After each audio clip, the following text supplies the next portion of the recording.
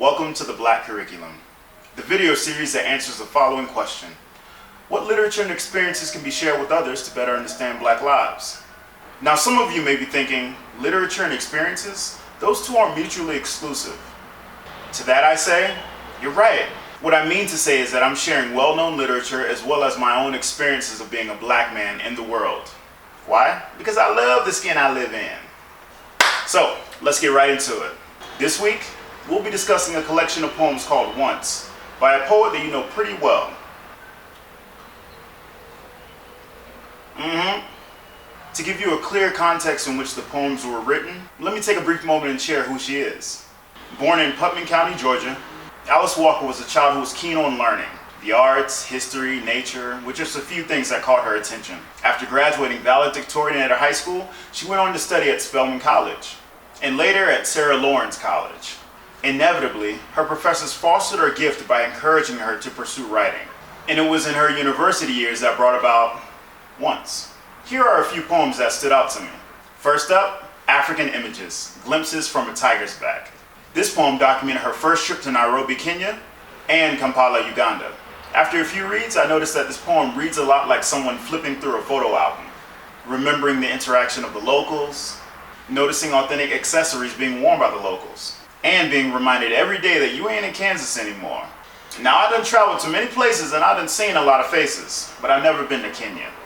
What I can say is that when you're traveling abroad to a new place for the first time, your sense is heightened, and more importantly, locals spare no comment to remind you of who you are and where you're from.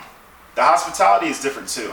As a matter of fact, I remember reading an article that had an analogy that compared travelers to babies, because there was a sense of hopelessness and naivety shared by the travelers that compared these locals to go out of their way to make sure you were good. Let me check your plans. Is this your first time here?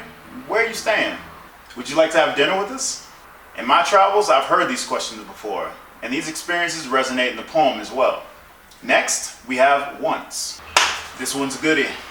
If I'm not mistaken, this poem is reminiscent of the tension between white Southerners and Black activists during a time when America would witness a social and radical shift towards equality.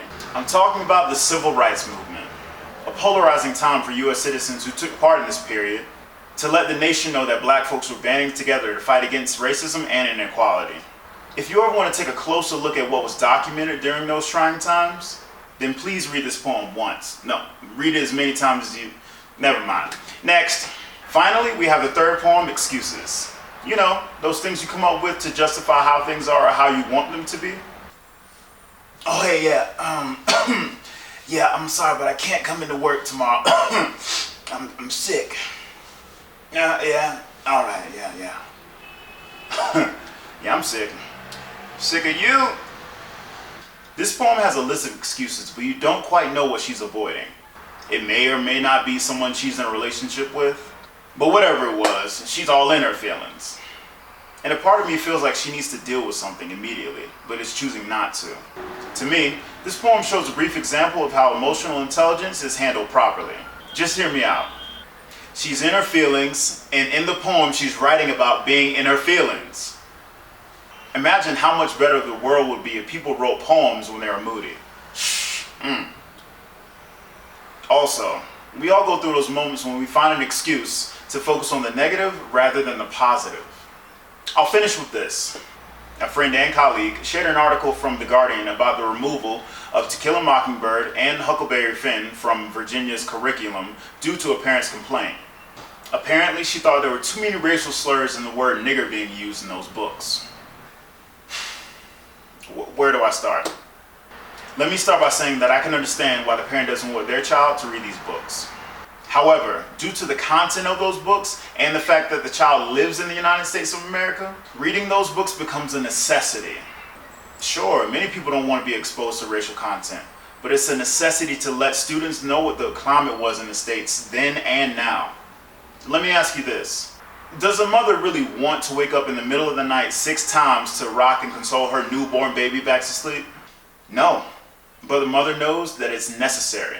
Reading about and discussing books that have racial themes in the States is relevant because racism still exists in the States.